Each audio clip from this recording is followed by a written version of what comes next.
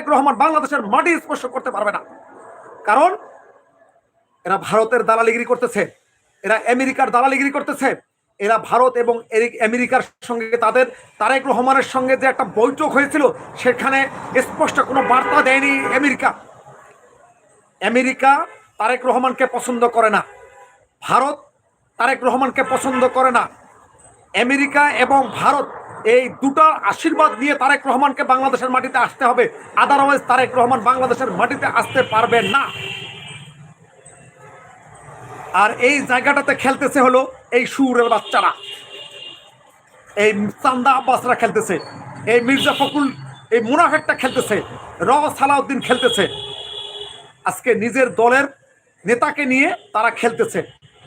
আমি লিখে দিতে পারি আজকে বেগম খালেদা জিয়া যদি আজকে মারা যান